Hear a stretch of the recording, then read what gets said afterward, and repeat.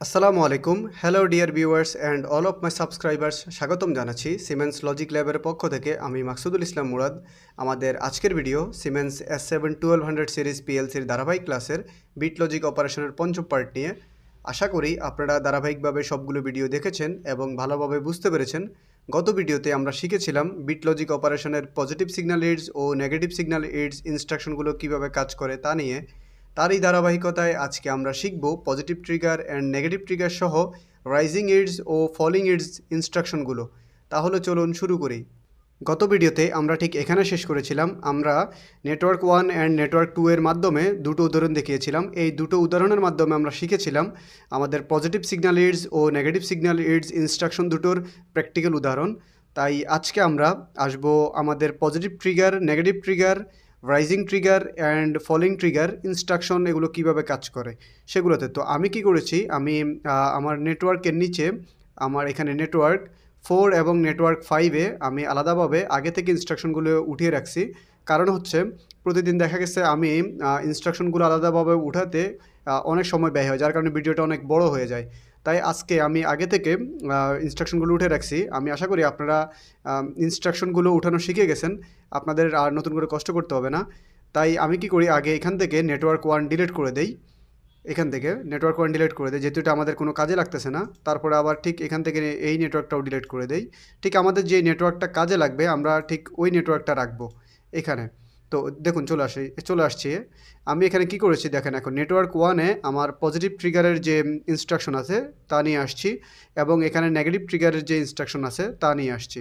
তারপরে নেটওয়ার্ক 2-তে আমি এখানে রাখছি যে আমাদের রাইজিং ট্রিগারের যে ইনস্ট্রাকশন বক্স, আর এখানে রাখছি যে আমাদের ফলিং ট্রিগারের যে ইনস্ট্রাকশন বক্স সেগুলো।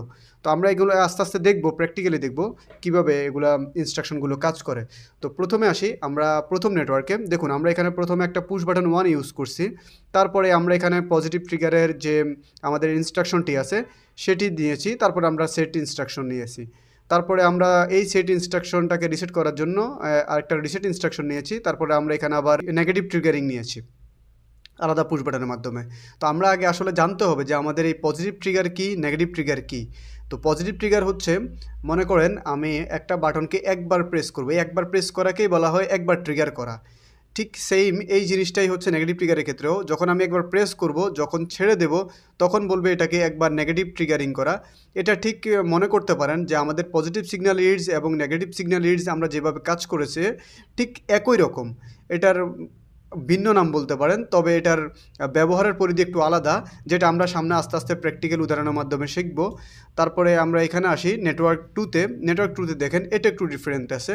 এটার প্রথমে দেখেন এটা রাইজিং ট্রিগার, যেটা রাইজিং ট্রিগার এবং ফলিং ট্রিগার এই দুইটা জিনিস আমরা আলাদাভাবে দেখার কিছুটা বিষয় আছে। তো দেখুন এখানে রাইজিং ট্রিগারে আমার এখানে ইএন আছে এবং ইএনও আছে।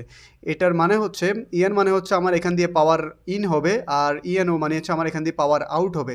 কিন্তু যে জিনিসটা আমার পজিটিভ ট্রিগারিংয়ের ক্ষেত্রে নাই, সেটা কি করে ডিরেক্ট আমার সিস্টেম থেকে আমার সিগন্যাল নিয়ে কাজ করে। কিন্তু আমার রাইজিং ট্রিগার এবং ফলিং ট্রিগারের ক্ষেত্রে সে কী করে, আগে এক জায়গা থেকে পাওয়ার নেয়, তারপরে সে অপারেশন করার জন্য এই যে এখান থেকে সিএলকে থেকে এখানে আলাদা পুশ বাটন বা সেন্সর বলতে পারেন, এখান থেকে কমান্ড নিয়ে এই রাইজিং ট্রিগার এবং ফলিং ট্রিগারটা কাজ করে, যেটা আমরা সিমুলেশনের মাধ্যমে আরও ভালোভাবে বুঝবো। তো আমরা সিমুলেশন করার আগে আমরা আগে একটা জিনিস দেখি যে আমরা মূলত কাকে রাইজিং ট্রিগার বলতেছি এবং কাকে ফলিং ট্রিগার বলতেছি। তো এই জিনিসটা দেখার জন্য আমি আগে এখান থেকে বেরোই আমি আগে এখানে একটা ছবি ডাউনলোড করে রাখছি। আমি এখান থেকে একটা ছবি ওপেন করি। এই ছবিটা ওপেন করার পরে আপনারা এখানে দেখুন আমার এখানে প্রথমে পাওয়ারটাই যেখান থেকে 0 থেকে আমি দিছি, দ্যাট মিন্স আমার পুশ বাটনটা এখন নর্মাল অবস্থায় আছে। যখন নর্মাল অবস্থা আছে আমি প্রেস করলাম তাকে, তখন সে কী করলো, পাওয়ারটাকে এক ট্রিগারের মাধ্যমে সে পাওয়ারটাকে আপ করলো। এই আপ করাটাকেই বলা হয় রাইজিং, মানে উপরের দিকে উঠা। এই জিনিসটাকেই ঠিক কী করবে, আমার ওইখানে ইনস্ট্রাকশনটা ডিটেক্ট করবে যে আমার পাওয়ারটা 0 কন্ডিশন থেকে আমার 1 কন্ডিশনে কী করতেছে, এটা উঠতেছে কিনা। এই জিনিসটাকে ডিটেক্ট করাটাই হচ্ছে রাইজিং ট্রিগার বা রাইজিং ইডস, আমরা যেটাই বলি না কেন। তারপর ঠিক কী করে, আমরা ঠিক যতক্ষণ প্রেস করে ধরে রাখবো সে ততক্ষণ এভাবে যেতে থাকবে, পাওয়ার হতে থাকবে। যখন আমরা পাওয়ারটা ছেড়ে দেব ঠিক তখনই এটাকে বলবে ফলিং ইডস, মানে হচ্ছে আমার পাওয়ারটা 1 থেকে 0-তে আসতেছে। যে জিনিসটা আমরা এই ইমেজের মাধ্যমে বা এই ছবিটির মাধ্যমে আমরা খুব ভালোভাবে বুঝতে পারতেছি। ঠিক এটাকে বোঝার জন্য আমি আরেকটা ছবি দেখাই আপনাদেরকে, এখানে আরও ভালোভাবে বুঝতে পারবেন। এই যে দেখুন, এখানে কি করছে, এখানে এটা হচ্ছে সময়, কতটুকু সময় আমি ওকে প্রেস করে ধরে রাখতেছি। তো আমার পজিটিভ, এই যে এখানে এটা হচ্ছে আমার লেভেল ট্রিগার, আমার এই জিনিসটা হচ্ছে লেভেলিং বোঝাচ্ছে, মানে হচ্ছে এটা নির্দিষ্ট একটা লেভেল মেনটেন করে সে পাওয়ারটাকে পাস করতেছে বা সিগন্যালটাকে পাস করতেছে। আর বি নাম্বার চিত্রে দেখেন সে কী করতেছে, পজিটিভ হিটস ট্রিগারটাকে এখান থেকে ডিটেক্ট করছে। দেখুন আমার পাওয়ারটা যখন আপ হয়েছে, এই আপ যে উপরের অংশটা আছে, এই অংশটাই মূলত হচ্ছে পজিটিভ হিটস ট্রিগার বা আমরা পজিটিভ সিগন্যাল হিটস যাই বলি না কেন। আর ঠিক যখন নিচের দিকে নামতেছে আমরা এটাকে বলতেছি হচ্ছে নেগেটিভ হিটস বা নেগেটিভ ট্রিগারিং। তো আমরা আসলে বুঝে গেছি যে আমাদের পজিটিভ ট্রিগারিং, নেগেটিভ ট্রিগারিং বা রাইজিং ট্রিগার বা ফলিং ট্রিগার কি, আমরা ঠিক এই চিত্রের মাধ্যমে বুঝে গেছি। তো আমরা এখন চলে যাব সরাসরি আমাদের যে প্রোগ্রামিংয়ে আমরা যেখানে করেছিলাম। তো আমরা এখন কি করব, আমরা এখান থেকে সরাসরি সিমুলেশনে চলে যাব। সিমুলেশনে গিয়ে আমরা দেখব অ্যাকচুয়ালি এটা কিভাবে কাজ করে। তাহলে আমি সিমুলেশনে সরাসরি চলে গিয়ে আপনাদেরকে দেখাচ্ছি কিভাবে এটা এই ইনস্ট্রাকশনগুলো কাজ করে। সরাসরি সিমুলেশনে আসার পরে আমি মোটামুটি একটা ভালো সমস্যা পড়েছিলাম। সমস্যাটা হচ্ছে, আমি যখন সিমুলেশন করতেছিলাম, টেস্ট করতেছিলাম আপনাদেরকে দেখানোর জন্য, তখন আমার সিমুলেশনটা এক্সিকিউট হচ্ছিল না, আমার সিমুলেশনের রেজাল্টটা আসতেছিল না বা ইনস্ট্রাকশনগুলো ঠিকমতো কাজ করতেছিল না। তখন আমি খেয়াল করলাম যে আমার কিভাবে কী সমস্যাটা হয়েছে, আমি চেক করতে শুরু করলাম। চেক করার পরে আমি এখানে একটা মজার জিনিস পাইছি, যেটা আসলে আমার অসাবধানতাবশত হয়েছে। তো ভাবলাম আপনাদেরকে বিষয়টা আমি শেয়ার করি। তো আপনারা ভিডিওর প্রথম দিকে খেয়াল করলে দেখতে পাবেন যে আমি এখানে অ্যাড্রেসিংটা 2.1 নিয়েছিলাম। তারপরে এখানেও 2.1 নিয়েছিলাম মেমোরি বিট। আবার ঠিক একই অ্যাড্রেসিং আমি এই জায়গায়ও নিয়েছিলাম 2.1 এবং 2.1। যার কারণে আমার চারোটা আমার মেমোরি বিট এই ফলিং ট্রিগারিংয়ের ক্ষেত্রে এবং রাইজিং ট্রিগারিংয়ের ক্ষেত্রে সেম হয়ে যাওয়ার কারণে আমার রেজাল্টটা আসতেছিল না। তো এই জন্য আমি আপনাদেরকে বলবো, আপনারা অবশ্যই যখন অ্যাড্রেসিং করবেন খুব সাবধানতার সহিত করবেন এবং লজিক অনুসারে করবেন। আর মেমোরি বিট ইউজ করার সময় অবশ্যই খেয়াল করবেন যাতে আপনাদের লজিকের বাইরে একটা আরেকটার সাথে হয়ে গিয়ে ওভারল্যাপিং না হয়ে যায়। তাই পরবর্তীতে এসে আমি এটা আলাদা করে দেই, এখানে 11.1 করে দেই। আর এই মেমোরি বিটটা দিয়ে আমি এই লোডটা চালাই, আর এখানে রিসেট করার জন্য 11.2 ইউজ করি। তারপরে আমার সিমুলেশনটা আর প্রবলেম হয় নাই, আমি সিমুলেশনটা ভালোভাবে রান করছি। এখন আমরা চলে আসি টপিকে সরাসরি। তো আমরা টপিকে আসার আগে আমরা এখন শিখব মূলত কীভাবে আমার এই ইনস্ট্রাকশনগুলো কি করবে। তাই আমি আগে শুরুতে এখানে ইনস্ট্রাকশন বক্সটা বের করে নেই। ইনস্ট্রাকশন বক্সটা বের করে আগে এটা পড়ি আমার এখানে কি লেখা আছে। দেখুন আমার এটা হচ্ছে পজিটিভ ট্রিগারিংয়ের উপরে মাউস রাখার পরে আমার লেখা আসছে সে স্ক্যান আরএলও ফর পজিটিভ সিগন্যাল ইডস। এই যে ভালো করে দেখেন, স্ক্যান আরএলও ফর পজিটিভ সিগন্যাল ইডস মানে হচ্ছে সে আমার আরএলওকে পজিটিভ সিগন্যাল আসলে সে কী করবে, স্ক্যান করবে। স্ক্যান করে তারপরে সে আমার ফিডব্যাকটা দিবে বা আমাকে যে আউটপুটটা দেখে দিবে। তো এখন আপনারা জিজ্ঞেস করতে পারেন আমাকে যে আরএলওটা কি। এই আরএলওটা হচ্ছে বা আরএলওর ফুল মিনিংটা হচ্ছে রেজাল্ট অফ লজিক্যাল অপারেশন, যেটাকে আমরা মিন করি হচ্ছে এই যে এই লাইনটা, এই পাওয়ার লাইনটাকেই মূলত আরএলও বলা হয়। এই আরএলও লাইনটাকে বা এই লাইনটাকে ইনস্ট্রাকশনগুলোর বাইরে যে লাইনগুলো থাকে এই লাইনগুলোকেই মূলত আরএলও লাইন বলা হয়। এই আরএলও লাইনগুলোকে স্ক্যান করেই মূলত আমার এই পজিটিভ ট্রিগারটা কাজ করবে। তাহলে আমার এখানে বিষয়টা কী দাঁড়ালো, আমার স্ক্যান করবে আরএলওকে পজিটিভ সিগন্যাল, মানে হচ্ছে এই লাইনগুলোতে আমার পজিটিভ পাওয়ার আসছে কি না এই জিনিসটা সে আগে স্ক্যান করবে, এই ট্রিগারে স্ক্যান করবে। স্ক্যান করার পরে সে যখন দেখবে পজিটিভ সিগন্যাল আসছে তখন সে কী করবে, আমার এখানে আউটপুটটা চালাবে। আর যখন দেখবে পজিটিভ সিগন্যালটা আসে নাই তখন সে এটা চালাবে না। ঠিক এখানেও সেম অবস্থা। এখানে কি করবে দেখুন, এই জায়গাটা এই জায়গাটাও আমার একই। স্ক্যান আর হলো নেগেটিভ বিটস, যখন ও স্ক্যান করবে কি নেগেটিভ বিটস, তার মানে হচ্ছে প্রথমে ও পাওয়ার থাকবে, পাওয়ার থাকা অবস্থায় ও কিন্তু এটাকে রিসেট করবে না।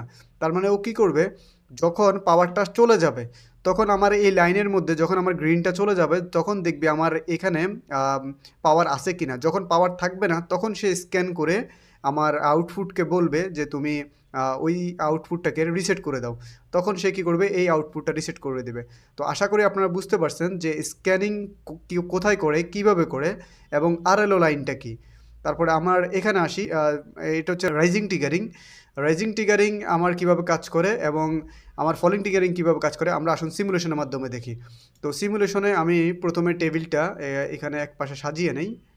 এক পাশে সাজিয়ে নেওয়ার পরে প্রথমে আমি দেখি আমার এটার কাজ হচ্ছে কি, আমার এই পুশ বাটনটা ও প্রথমে পাওয়ার দিবে, পাওয়ার দেওয়ার পরে আমার পজিটিভ ট্রিগারটাকে সে কী করবে, পাস করবে, একটা এখানে পালস পাস করবে বা পাওয়ার পাস করবে, করার পরে আমার আরএলও লাইনটাকে স্ক্যান করবে, স্ক্যান করে সে আমার আউটপুটটাকে সে আমাকে দিবে। তো দেখুন আমরা তাহলে এখানে আমাদের পুশ বাটনটা দিয়ে পাওয়ার সাপ্লাই দেই।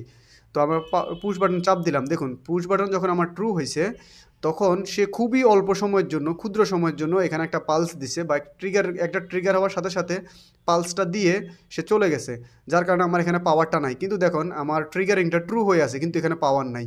তো আমি এই ক্ষুদ্র সময়ে পালসটা ধরে রাখার জন্য আমি এখানে সেট ইনস্ট্রাকশনটি ইউজ করেছি, যাতে আমার সেট ইনস্ট্রাকশনটা কী করবে, যাতে এখানে পালস আসা মাত্রই এখানে ওকে ধরে রাখতে পারে। এই জন্য আমি এখানে সেট ইনস্ট্রাকশনটা ইউজ করছি। দেখুন আমার আমার এখানে বাটন ট্রু হয়ে আছে বা আমার মেমোরি বিটটা ট্রু হয়ে আছে, কিন্তু আমার এখানে পাওয়ার পাসটা হয় নাই। আর ঠিক আগে ও স্ক্যান করে রাখার কারণে আমার এই ট্রিগারিংটা এখানে সেট ধরে রাখছে। এখন আমরা আসি যে এটা রিসেট করার জন্য আমরা কী করব। দেখুন আমরা যদি এখানে পুশ বাটনটা অফও করে দেই, তারপরেও দেখুন আমার এখান থেকে আমার এটা রিসেট হয়নি। আমার তার মানে আউটপুটটা চলতেছে, দেখুন এই যে লাইট অন আছে, ট্রু আছে, আউটপুট চলতেছে। আমরা ঠিক এই জিনিসটা আপনি মিলাইতে পারেন আমাদের যে আমরা পজিটিভ সিগন্যাল রিডস করছিলাম, আগে নেগেটিভ সিগন্যাল রিডস করছিলাম, ঠিক ওই জিনিসটার সাথে মিলাতে পারেন। অপারেশন একই রকম, কিন্তু পার্থক্য হচ্ছে ট্রিগারিংয়ে, আর কোথাও কোনো পার্থক্য নাই। তো আমরা এখন এটা নেগেটিভ ট্রিগারিংটাও দেখে নেই। এই দেখুন আমি এখানে যখন পাওয়ার পাস করলাম, কিন্তু সে দেখেন ট্রু হয়েছে, কিন্তু আমার এটা স্ক্যান এখনও করে নাই। কেন করে নাই? তার কাজ হচ্ছে ও নেগেটিভ সিগন্যালটাকে সে আড়ালে থেকে স্ক্যান করে নেবে। তো আমি এখন এখান থেকে পুশ বাটন প্রেসটা করার সাথে সাথে যখন আমার পুশ বাটনটা ছেড়ে দেব, তখন দেখবেন আমার এটা রিসেট হয়ে গেছে।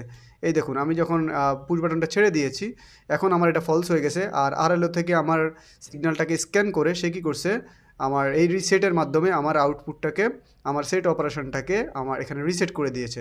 এখন আমরা আসি পরবর্তী নেটওয়ার্কে। এই নেটওয়ার্কে এসে আমরা দেখব রাইজিং ট্রিগারিং এবং ফলিং ট্রিগারিং মূলত কীভাবে অপারেশনটা করে, এই জিনিসটা দেখব। তো এখানে একটা জিনিস খেয়াল করুন, এই লাইনটা এখানে ইএন এবং ইএনও এর মানে কি? ইএন এবং ইএনের মানে আমি ভিডিও শুরুতে বলেছিলাম, এখানে হচ্ছে আমার পাওয়ার ইন হবে, আর এখানে ইএনও মানে হচ্ছে আমার পাওয়ার আউট হবে। তার মানে আমাকে ওকে ডেডিকেটেডলি ওকে একটা পাওয়ার সাপ্লাই দিয়ে রাখতে পারে। তো আমরা আমাদের সিস্টেম বা আমাদের ফিল্ডের রিকোয়ারমেন্ট হিসাবে আমরা এটাকে বক্সটাকে সবসময় অন অফ করে রাখতে হবে, বিষয়টা এমন না। আমরা হয়তো এরকম একটা সিস্টেম ডেভেলপ করতে পারি, মনে করেন আমাদের একটা বিল্ডিংয়ের দোতলায় একটা ফ্যান চলতেছে। তো আমি চাচ্ছি যে দোতলার ফ্যানটা যখন বন্ধ হবে তখন আমার তিনতলার ফ্যানটা চালু হবে, এরকম একটা লজিক দ্বারা করতে চাচ্ছি। মনে করেন আমার একটা চালু হলে একটা বন্ধ হবে। তো আমরা এই ক্ষেত্রে কী করব, একটার উপর ডিপেন্ডেন্সি দিয়ে আরেকটা চালাবো। ঠিক আমরা এখানে পাওয়ার পাসিংটা এভাবে করতে পারি যে একটার উপর ডিপেন্ডেন্সি করে, ডিপেন্ডেন্ট হয়ে আমরা আরেকটা করতে পারি। তো আমরা চাইলে এই অ্যানোটা ইউজ না করে, যদি আমাদের প্রয়োজন না হয় ইউজ না করে, আমরা সরাসরি একে পাওয়ার পাস দিয়ে আমরা যে রাইজিং ট্রিগারিং এবং ফলিং ট্রিগারিং এই দুইটাই অন রাখতে পারি। এই ক্ষেত্রে আমাদের এই শর্ত দেওয়ার কোনো প্রয়োজন হবে। শর্তটা আমরা কখন দেব? যখন আমাদের মূলত এমন কোনো সিস্টেম আসবে যে আমার এইখানের এই পালসটা কাজ করার জন্য, বা সিএলকে বা ক্লক মুডটা অন হওয়ার পরে আমার আউটপুটটা চালানোর আগে আমার যাতে এই ইনস্ট্রাকশন থেকে কোনো কিছু কাজ না করে, বা এখান থেকে ও পাওয়ার আপ হওয়ার পরেও যাতে ভুলেও চাপ দিলে যাতে কোনো কাজ না করে, সেই জন্য আমরা কোনো শর্ত এখানে দিয়ে দিতে পারি। এই জন্য আমি এখানে শর্ত দিছি এই কারণে যাতে আমার কোনো কাজ না করে।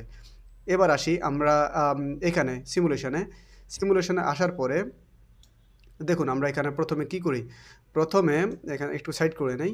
প্রথমে আমি এখানে পুশ বাটনটা পাওয়ার আপ করি। দেখুন আমি এটা হচ্ছে আমাদের পুশ বাটন 3, পুশ বাটনটা পাওয়ার আপ করি। দেখুন আমার এখন রেজিং ট্রিগারটা পাওয়ার আপ হয়েছে, কিন্তু আমার এখানে কোনো আউটপুট জ্বলে নাই। কেন? আমার এই পুশ বাটনটা আমার এখনও ট্রিগার করে নাই। ট্রিগার না করার কারণে আমার এখানে আউটপুটটা আসে নাই।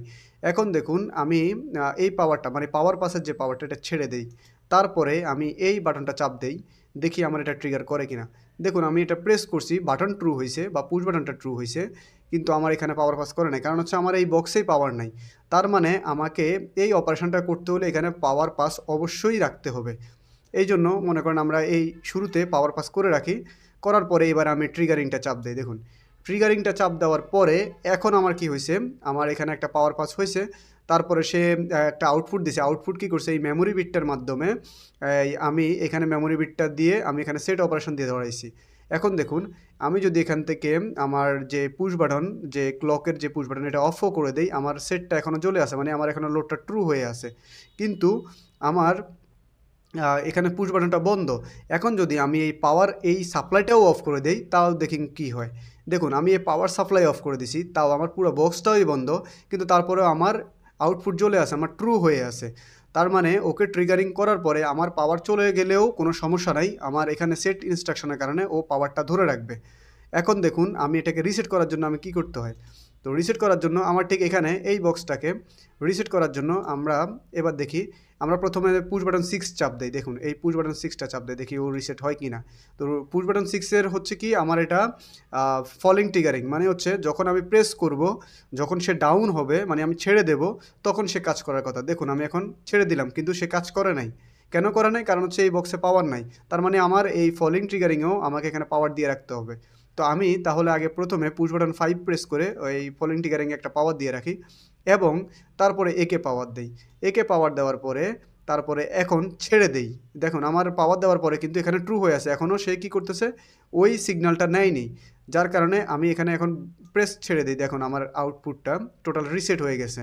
এখন আমি যদি এই বাটনটাও ছেড়ে দেই, এই বক্সের ফলিং ট্রিগারিংয়ের পাওয়ারটাও ছেড়ে দেই, তাও রিসেট হয়ে গেছে। দেখুন এখন এই দেখুন আমার এই আউটপুটও চলতেছে না, এই আউটপুটও চলতেছে না। তার মানে টোটাল আমরা যদি সংক্ষেপে বলতে যাই, এই বিষয়টা হচ্ছে আমাদের যে ফলিং ট্রিগার এবং যে রাইজিং ট্রিগার, এই দুটো বক্স আলাদা পাওয়ার সোর্সের মাধ্যমে কাজ করে। এই দুইটা ইনস্ট্রাকশনকে যখন আমরা কাজ করব, আমাদেরকে আলাদা পাওয়ার সাপ্লাই নিয়েই কাজ করতে হবে। তো আমরা চাইলে এটাকে শর্ত দিয়ে পাওয়ার সাপ্লাই দিতে পারি, আবার শর্ত না দিয়েও করতে পারি। এটা আসলে টোটালি ডিপেন্ড করবে আমার সিস্টেম রিকোয়ারমেন্টের উপরে। তাই আমি আশা করি আপনারা ইনস্ট্রাকশনে চার্টটি বুঝতে পেরেছেন। এরই মাধ্যমে বিট লজিক অপারেশনের আমাদের সকল ইনস্ট্রাকশন নিয়ে ভিডিও শেষ হয়েছে। আমার পরবর্তী ভিডিও দেখার আমন্ত্রণ জানিয়ে আজকের মতো এখানেই শেষ করতেছি। ততদিন পর্যন্ত ভালো থাকুন, সুস্থ থাকুন। আল্লাহ হাফেজ।